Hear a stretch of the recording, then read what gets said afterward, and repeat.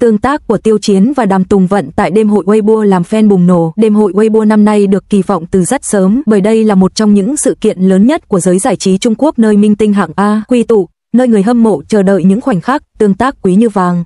Không chỉ vì những màn trình diễn hay trao giải, mà còn bởi đêm hội Weibo luôn tạo ra những khoảnh khắc bất ngờ, những ánh mắt chạm nhau, những cuộc trò chuyện tưởng chừng lướt qua nhưng lại khiến mạng xã hội bùng nổ. Và tâm điểm năm nay chắc chắn phải kể đến Tiêu Chiến, ngôi sao đang ở đỉnh cao sự nghiệp với sức hút quốc dân, cùng Đàm Tùng Vận, nữ diễn viên duyên dáng, trong trẻo, có lượng fan ổn định và tính cách thân thiện khiến ai nhìn cũng yêu mến. Họ không thường xuyên xuất hiện chung, không có tác phẩm hợp tác chính thức gần đây, nhưng chỉ cần đứng cùng một sự kiện, dân mạng đã dần dần kỳ vọng điều gì đó ngọt ngào. Khi Tiêu Chiến bước lên thảm đỏ, đèn flash lập tức bùng nổ. Anh diện bộ sút đen vừa vặn, khí chất trầm ổn nhưng lại mang chút ấm áp đặc trưng. Một điều dễ nhận thấy là anh luôn giữ tác phong khiêm tốn, cúi nhẹ cảm ơn truyền thông, nở nụ cười nhẹ với người hâm mộ. Thần thái của Tiêu Chiến mang theo sự tự tin nhưng không kiêu ngạo, tỏa ra sức hút khó cưỡng. Ngay khoảnh khắc anh đặt bước lên thảm đỏ, Weibo lập tức nhảy top tìm kiếm một minh chứng cho sức nóng của anh. Không lâu sau Tiêu Chiến, Đàm Tùng Vận bước ra với chiếc váy màu trắng ngọc, dáng vẻ nhẹ nhàng, đôi mắt sáng, nụ cười mang theo sự hồn nhiên đặc trưng. Cô được truyền thông miêu tả như làn gió tươi mát nhất đêm hội. Dáng vẻ nhỏ nhắn, nụ cười tự nhiên khiến ai cũng cảm thấy dễ chịu. Tùng Vận không cố gắng tạo điểm nhấn bằng sự táo bạo hay kiểu dáng lộng lẫy, nhưng chính sự giản dị lại vô tình khiến cô nổi bật. Fan hai nhà từ sớm đã dục dịch chỉ chờ xem liệu tối nay hai người có khoảnh khắc nào chạm nhau hay không, bởi mọi tương tác nhỏ giữa họ luôn khiến Weibo dậy sóng.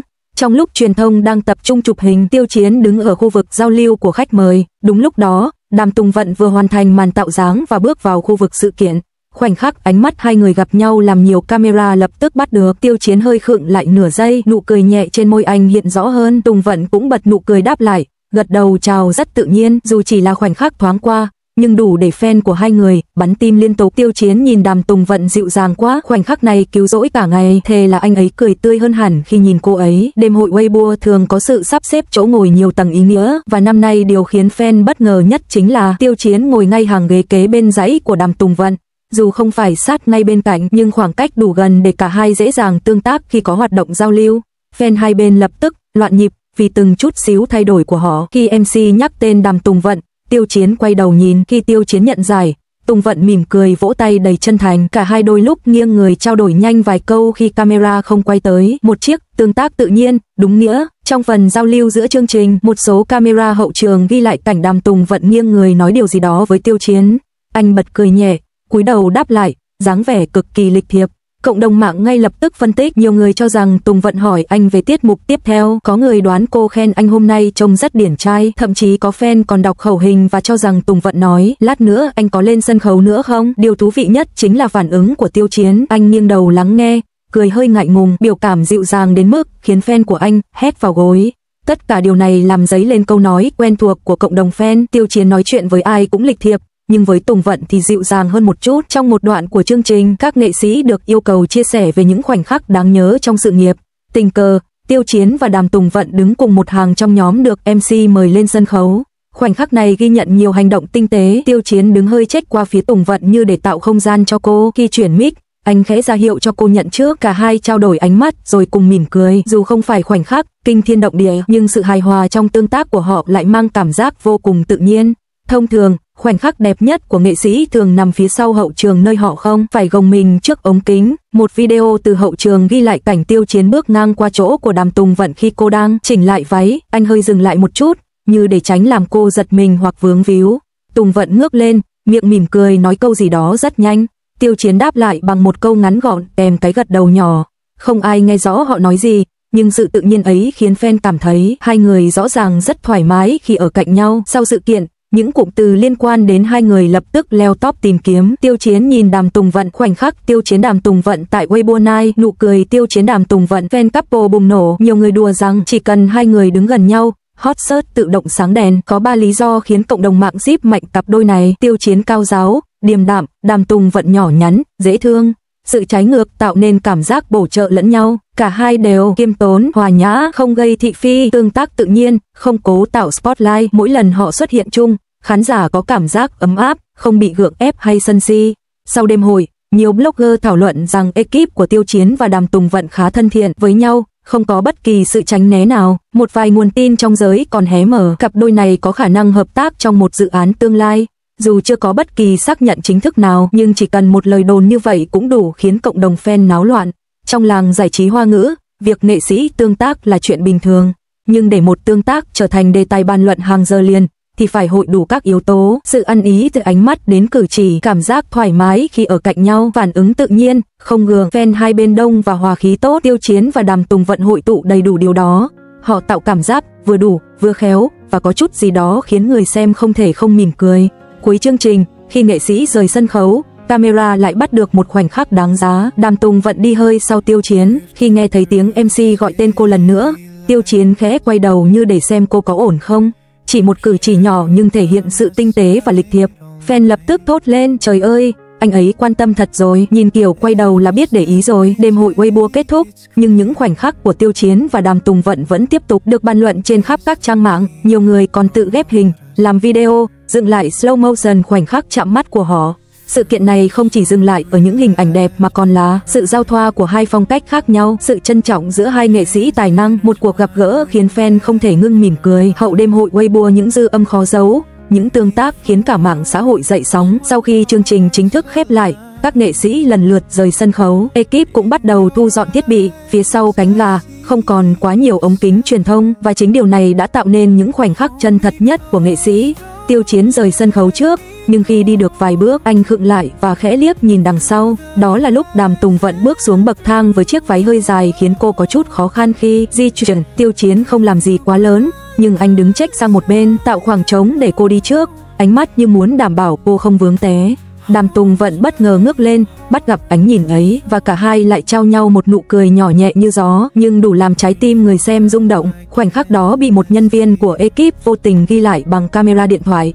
Video chỉ vài giây, nhưng khiến Weibo náo loạn suốt đêm. Khi video được đăng lên, dân mạng lập tức soi từng chi tiết. Tiêu Chiến dường như chờ Tùng Vận vài giây, khoảng cách vừa đủ, không quá gần nhưng rất tinh tế. Tùng Vận khẽ cúi đầu cảm ơn, môi mím cười nhẹ. Tiêu Chiến đáp lại bằng cái gật đầu và ánh mắt dịu dàng khó tả. Fan chế meme, lịch thiệp như Tiêu Chiến, ngọt ngào như Tùng Vận, trời sinh một cặp. Nhiều người bình luận thật sự có cảm giác hai người quen nhau lâu rồi, không phải tình yêu thì cũng là một dạng cảm mến rất đẹp. Sự tinh tế của Tiêu Chiến dành cho nữ đồng nghiệp lúc nào cũng đỉnh, nhưng với Tùng Vận thì có chút gì đó hơn một chút. Khoảnh khắc hậu trường ấy nhanh chóng leo lên top 1 hot search trong đêm. Một điều khiến cộng đồng mạng bất ngờ là thái độ thoải mái của cả hai ekip. Thông thường, đối với nghệ sĩ hot như Tiêu Chiến, ekip sẽ hạn chế tối đa việc fan ghép cặp hay tạo scandal tình cảm. Đối với Đàm Tùng Vận cũng vậy, cô có hình tượng trong sáng, không dễ để scandal bủa vây.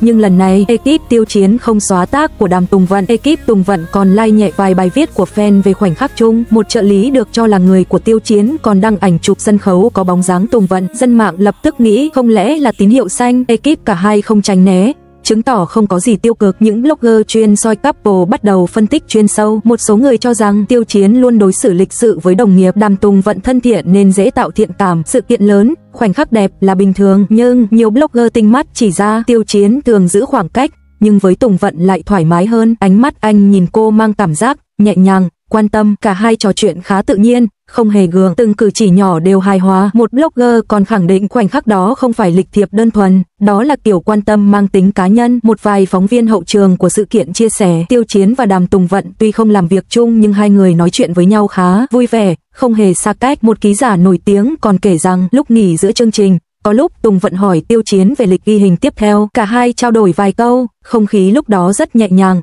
thậm chí vui vẻ. Những câu nói như vậy càng khiến fan cảm thấy thì ra họ thật sự hợp vai ngoài đời. Không mất quá lâu, cư dân mạng đã đặt tên cho cặp đôi Chiến Vận Tiêu Tùng, Chiến Vận CP, kẹo đen kẹo trắng CP, dựa trên trang phục hai người tối đó. Các nghệ danh couple được lan truyền với tốc độ chóng mặt. Hàng loạt fan video xuất hiện, slow motion khoảnh khắc nhìn nhau trên sân khấu, ghép nhạc ngôn tình, tua chậm ánh mắt dịu dàng của Tiêu Chiến, zoom cận cảnh nụ cười của Đàm Tùng Vận. Những video này thu hút hàng triệu lượt xem chỉ trong vài giờ. Sau đêm hội Weibo, các nền tảng bắt đầu mở bình chọn những khoảnh khắc hot nhất. Điều gây sửng sốt là khoảnh khắc Tiêu Chiến Đàm Tùng Vận liên tục đứng đầu bảng Interaction of the Night. Fan hai nhà lập tức hợp lực, tạo nên một trận cơn lốc bình chọn chưa từng thấy. Thậm chí có bình luận vui rằng rõ ràng Tiêu Chiến không phải nam diễn viên hợp tác chung với Tùng Vận nhưng lại trở thành người tương tác nhiều nhất đêm nay. Trong buổi phỏng vấn hậu sự kiện, khi được hỏi trong đêm hội có nghệ sĩ nào khiến bạn cảm thấy thoải mái hoặc để lại ấn tượng đặc biệt không? Đàm Tùng Vận khẽ bật cười, đáp ai cũng thân thiện cả, nhưng tôi rất vui khi được trò chuyện với một số đồng nghiệp lâu rồi mới gặp, dù không nói rõ tên, nhưng fan tin chắc 80% cô muốn nói đến Tiêu Chiến. Còn Tiêu Chiến, khi được hỏi câu tương tự, anh mỉm cười, tôi thấy mọi người đều rất dễ thương, có diễn viên khiến tôi cảm thấy ấm áp vì sự thân thiện của cô ấy, chỉ một chữ, cô ấy, cũng đủ khiến bình luận nổ tung. Sau sự kiện vài ngày, cư dân mạng bắt đầu lan truyền tin đồn Tiêu Chiến có dự án phim cổ trang mới, Đàm Tùng Vận cũng đang xem xét tham gia một phim hiện đại, có nguồn tin cho rằng tên của cả hai xuất hiện trong danh sách đề cử casting, dù chưa có xác nhận, nhưng tin đồn lập tức lọt top hot search. Fan bình luận nếu họ thật sự đóng chung thì chắc chắn là cặp đôi visual đỉnh nhất năm. Weibo Night chính là trailer, phim mới sẽ là full movie. Một chuyên gia phân tích tâm lý nổi tiếng trên Weibo đã viết con người thường dễ thiện cảm với người có năng lượng, tương thích. Tiêu Chiến tỏa ra năng lượng an toàn, điềm đạm, Đàm Tùng Vận mang năng lượng tươi sáng, đáng yêu. Hai loại năng lượng này khi đứng cạnh nhau tạo nên cảm giác hài hòa. Câu phân tích này được chia sẻ hàng chục nghìn lượt. Một nhân viên clip của chương trình vô tình đăng story có khoảnh khắc Tiêu Chiến giữ cửa cho Tùng Vận khi ra khỏi khu hậu trường. Khoảnh khắc hai người đứng cạnh nhau khi chờ đạo diễn dặn dò, dù chỉ là hình mờ xa, nhưng lại càng củng cố rằng họ có nhiều tương tác hơn những gì khán giả thấy. Điều đặc biệt là fan hai nhà hầu như không xung đột.